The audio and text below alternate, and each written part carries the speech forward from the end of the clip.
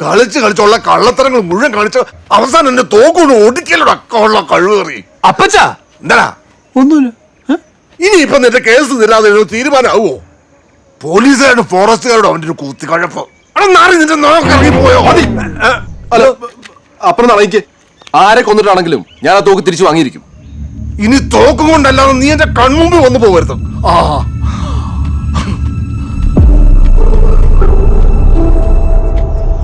അപ്പം പോയി.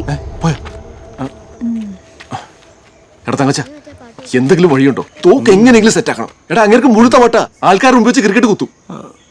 എൽസിയെ നമുക്കൊരു മനസ്സൊന്നും ഇല്ലായിരുന്നു. ഏത്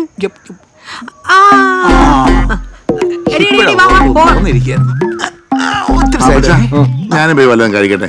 കുഞ്ഞുമോളാണ് 2 തവണ വിളിച്ചായിരുന്നു. പിന്നെ പോയേക്കാണേ. എടാ ഫോറസ്റ്റിൽ നിനക്ക് ആരെങ്കിലും പരിചയമുണ്ടോ? ആരെ? ആന. അണ്ണാനും വാ പൊളിക്കാൻ തുടങ്ങിയിരിക്കുന്നു. അവക്കം പുച്ഛം.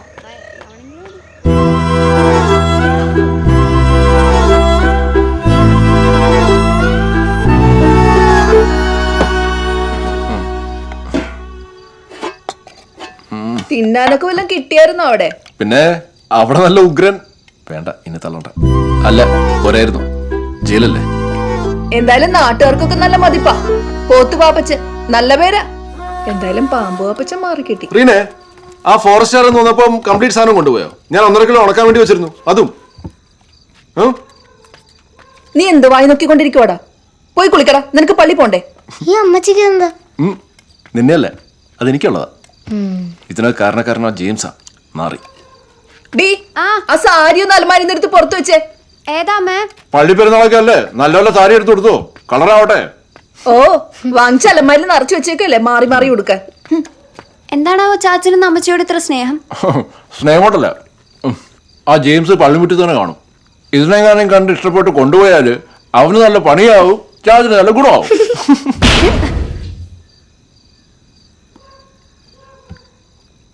കാര്യാക്കണ്ട, തട്ടിക്കോ.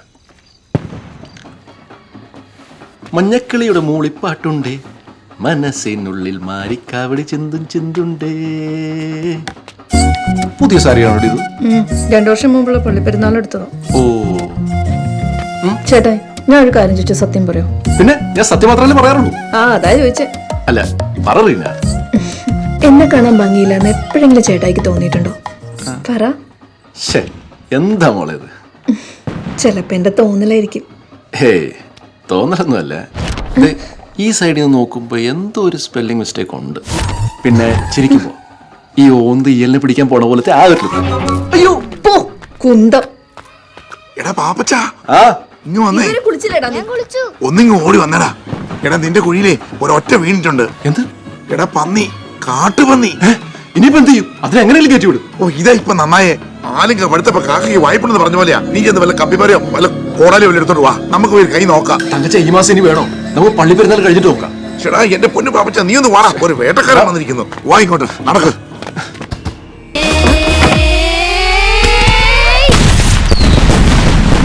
എടാ തന്ത മതിരി ആടിയ മോള് വേലിയെങ്കിലും ചാടണ്ടേ?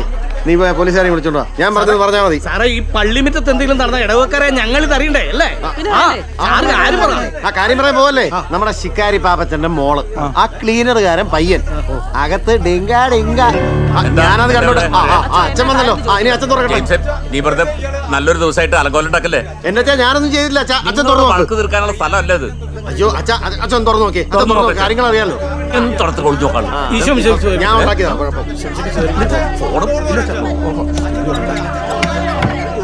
കണ്ടോ കണ്ടോ കണ്ടോ, എല്ലാരും കണ്ടോ? നോക്കിയാ കണ്ടല്ലോ. ഇതൊന്ന് ഈ പള്ളി പരിസരത്ത് ഇതൊന്നും ഞാൻ മക്കളെ അങ്ങോട്ട് ചോദിക്കോ. എന്താ എല്ലാവരോട് നോക്കിക്കുന്നേ? എല്ലാവരും സ്റ്റേജിലേക്ക് പോയേ. എല്ലാരും പോയേ. ജെയിംസേ, നീ അങ്ങേറ്റത്തെ പണിയാ കാണിച്ചത്. ഞാൻ കാണിച്ചാണോ കുഴപ്പം? ഞാൻ അവരെ പിടിച്ചു കയറ്റി അടച്ചിട്ടൊന്നും അല്ല. പിടിച്ചിട്ടു.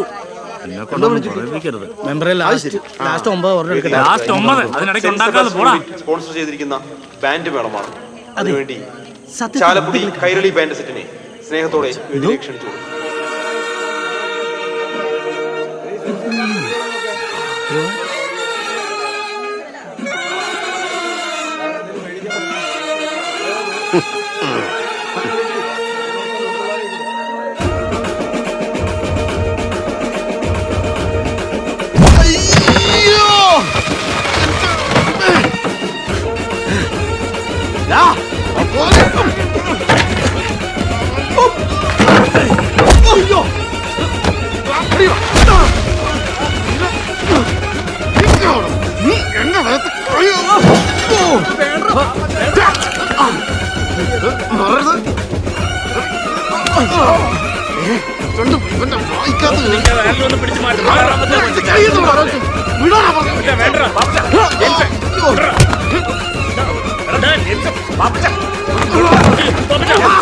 ഇനി ഒന്നും നോക്കണ്ട.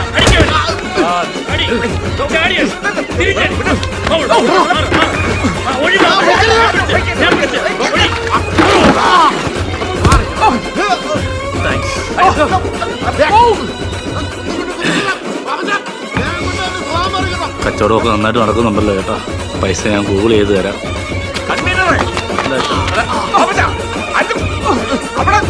വേണ്ട അടിക്കട്ടെ. പിടിച്ച് മാറ്റാനെങ്കിലും അതിന് സമാധാനം പറയേണ്ടി വരുമല്ലോ. അയ്യോ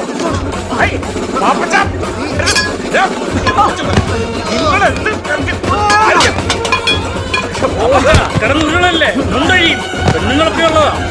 പാപ്പച്ച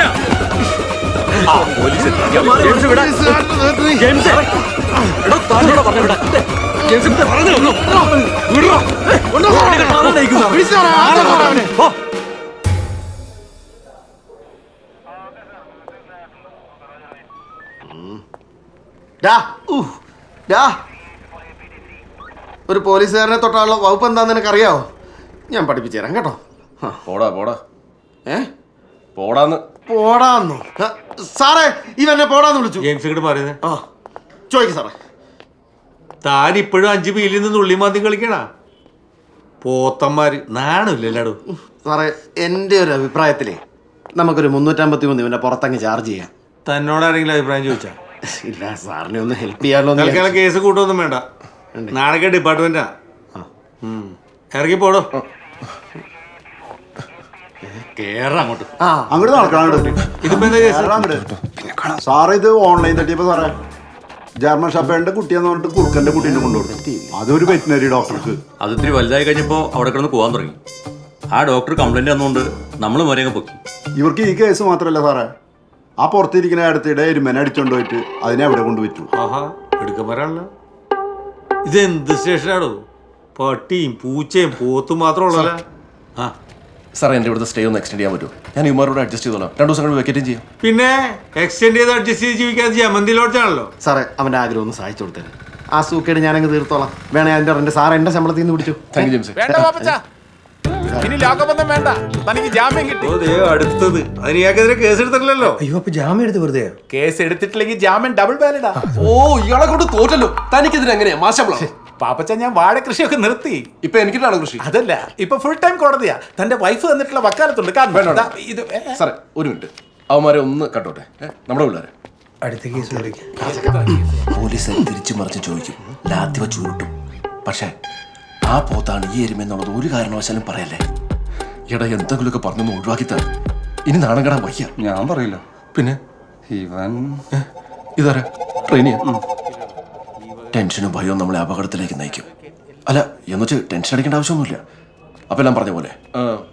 എടാ പിന്നെ നീയോ കൂടി ഏത് പട്ടിയും പൂച്ചയും കൊന്നിട്ടാടാ ഇത്രയും കാലം എന്നെ മുയലർച്ചയെന്ന് പറഞ്ഞുകൊണ്ട് തിരിച്ചത്? അതിലൊറ്റ മുയൽ പോലും ഇല്ലായിരുന്നല്ലേ? കൊണ്ടുവന്നാ നല്ല അസല് കാടനാ. കാട് മൊതിച്ച് നടന്നവനാ. ഇതുപോലത്തെ ഹെവി ഡീലിങ്സിന് രാത്രി തന്നെ ബെസ്റ്റ്. ഇനി മുതൽ അങ്ങനെ മതി. എനിക്കും രാത്രിയാണ് ബ്രോ ഇഷ്ടം. കേട്ടോ? ശരി, പേ പിടിക്കാൻ ഞാൻ നോക്കി. Excuse me.